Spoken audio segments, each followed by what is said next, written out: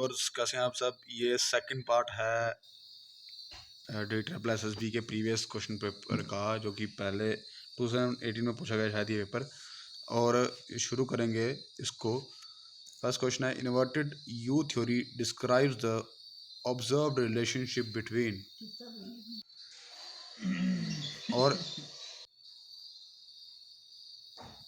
इसका जो आंसर रहेगा वो रहेगा आपका अराउजल एंड परफॉर्मेंस।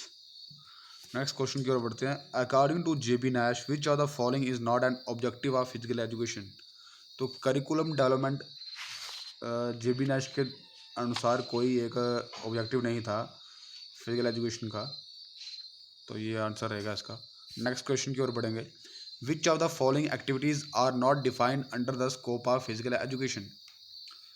तो कल्चरल एक्सचेंज प्रोग्राम जो है वो इसमें सही आंसर रहेगा।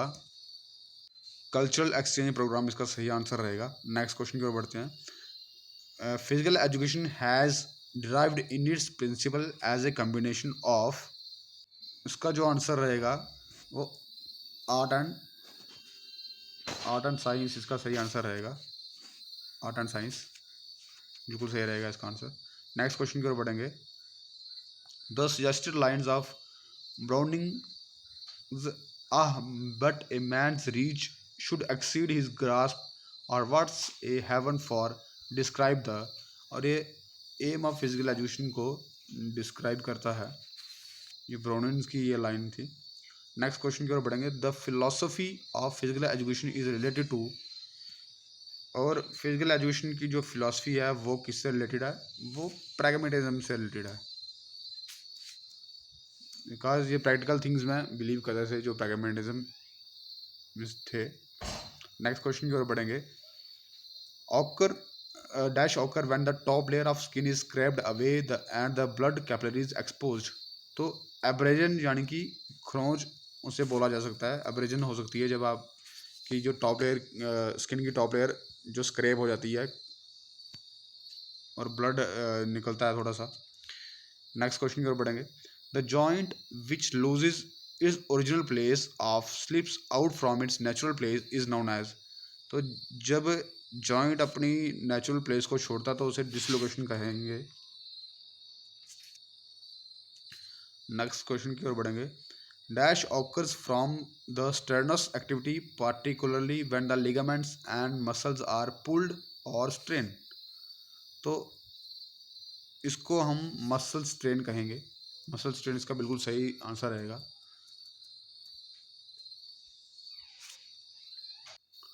Next question. Violent over stretching of ligament in a joint resulting in pain tenderness swelling और bruising at joint is called.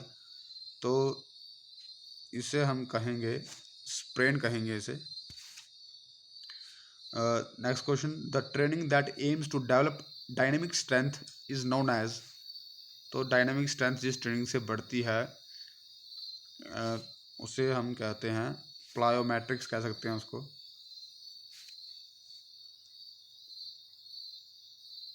Next question.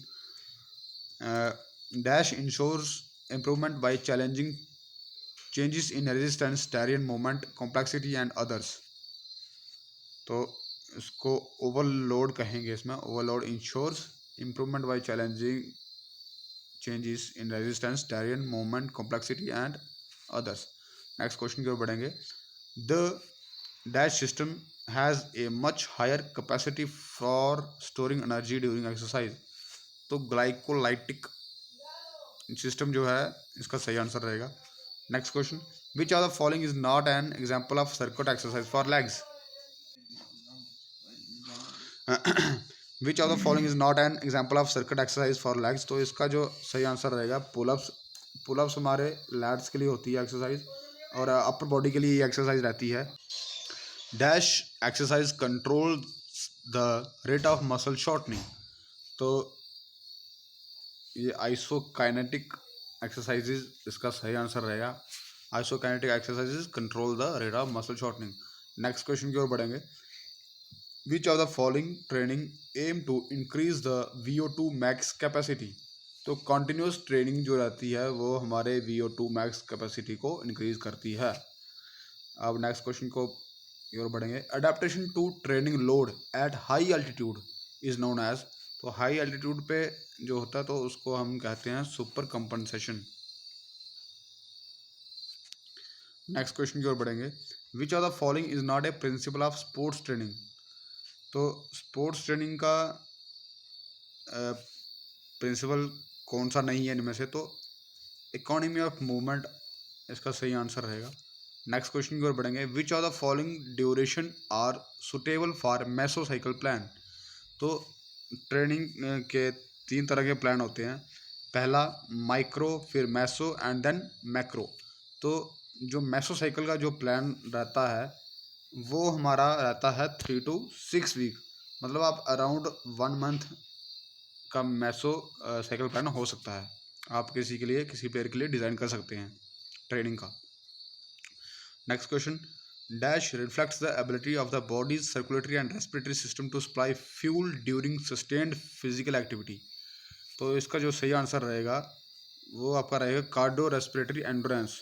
Cardio respiratory endurance reflects the ability of the body's circulatory and respiratory system to supply fuel during sustained physical activity. Next question की ओर बढ़ेंगे। Mention the correct sequence to treat sports injuries। तो ये rise method जो रहता है, rest, ice compression और elevation का, ये बिल्कुल सही आंसर रहेगा। नेक्स्ट क्वेश्चन की ओर बढ़ेंगे। Which of the below is precautionary preventive measure to avoid sports injuries. तो प्रिकॉशनरी और प्रिवेंटिव मेजर इसमें से जो रहेगा वो है आपका प्रॉपर टेक्निक। नेक्स्ट क्वेश्चन की बात करेंगे। Symptoms of heart injuries are. तो ये तीनों इसमें से हार्ट इंजरीज के सिम्टम हैं। Confusion, dizziness, chills on the chest. तो ये डी इसका आंसर रहेगा। Next question. Losing too much fluid can lead to heat exertion and heat stroke and is known as. तो इसको डिहाइड्रेशन कहते हैं, dehydration. Next question. The rotator cuff is a group of dash muscles and their tendons that combine to form a cuff around the head of the humerus. तो ये 4 muscle को ये कफ ये group होता है रोटेटर कफ का। Next question की ओर बढ़ेंगे। हॉट रेड स्पॉट और raised area of skin filled with clear और bloody fluid are the symptoms of. जो जिसे कि आप ब्लिस्टर कह सकते हैं, जो छाले जो कि जिसमें कि या तो क्लियर फ्लूइड होती है या फिर ब्लडी फ्लूइड उसमें भरी रहती है, तो ब्लिस्टर्स इसको कहेंगे। नेक्स्ट क्वेश्चन की ओर। Friction between bone and tendon leading to inflammation is known as. तो इसको टेंडोनेट्स कहेंगे। Next question. Dash result from the misalignment of knee cap in the groove. तो रनर्स नी इसका सही आंसर रहेगा। Next question. On field cardiopulmonary resuscitation is the first aid given to treat. जो cardiac arrest होते हैं यानी कि उनमें ये CPR का ट्रीटमेंट दिया जाता है। इसमें क्या होता है कि चेस्ट के पास 30-30 चेस्ट यानी कि स्टर्नम के पास 30-30 बार वो कंप्रेशन दी जाती है और फिर माउथ टू माउथ एयर दी जाती है, उसे कहते हैं CPR। ये ज़्यादातर जिनको कार्डियक अरेस्ट होता है उनको दिया जाता है CPR। नेक्स्ट क्वेश्चन की ओर बढ़ेंगे। Physical activity generally is indicative of any bodily movement produced by skeletal muscle that requires energy expenditure. Next question. Which of the following does not fall under the benefits of physical fitness? तो इसका जो answer जो सही रहेगा वो है quantitative living. Next question की ओर बढ़ेंगे। Dash can increase muscle mass and improve physical strength. तो इसका जो सही आंसर रहेगा वो रहेगा आपका इसेंट्रिक ट्रेनिंग। जब आप एक डंबल लिफ्ट करते हैं तब कंट्रैक्शन होती है और उसको बोलते हैं कंसेंट्रिक, और जब उसी डंबल को आप रिलीज़ करते हैं तो उसको बोलते हैं इसेंट्रिक, जब रिलैक्स आर्म को नीचे की ओर लाते हैं। नेक्स्ट क्वेश्चन की ओर बढ़ेंगे। Dash is the one of the most important morphological feature for characterising human organisation. तो एज से हम पता लगा सकते हैं किसी भी ह्यूमन बीइंग के बारे में और उसकी विशेषता के बारे में। नेक्स्ट क्वेश्चन की ओर बढ़ेंगे। Match the list first and second and select the correct option from the code given below. तो फ्लेक्सिबिलिटी किससे रिलेट करती है? फ्लेक्सिबिलिटी हमारी करती है सिट एंड रीच टेस्ट से, बैठ के आगे की ओर झुकना, सिट एंड रीच टेस्ट। और उसके बाद स्पीड की बात की जाए तो, स्पीड की बात अगर की जाए तो वो 50 मीटर डैश, मतलब 50 मीटर स्प्रिंट रहेगा। उसके बाद है मस्कुलर एंड्रेंस, तो मस्कुलर एंड्रेंस के लिए रहेगा आपका पुशअप्स। और लास्ट है एजाइलिटी, तो एजाइलिटी के लिए आपका रहेगा शटल रन। तो ये ऑप्शन इसमें देख लीजिएगा कौन सा है कौन सा नहीं। नेक्स्ट क्वेश्चन की ओर बढ़ेंगे। Cardiovascular fitness is necessary in developing. तो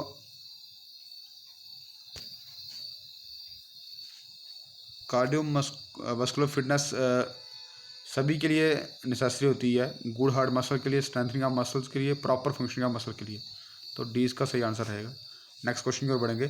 through which of the following obesity can not be assessed. तो ओबेसिटी यानी कि मोटापा को किससे चेक नहीं किया जा सकता? तो उसका जो सही आंसर रहेगा ओबीस मीटर सही आंसर रहेगा, इससे इसको नहीं मेजर किया जाता है। नेक्स्ट क्वेश्चन की ओर बढ़ेंगे। Which of the following is a motor related physical fitness component. तो कोऑर्डिनेशन इसका सही आंसर रहेगा। नेक्स्ट क्वेश्चन की ओर बढ़ेंगे।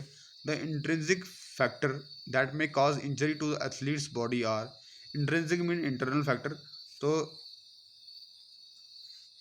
इसमें से क्या रहेगा? Muscle imbalance, poor preparation, poor technique.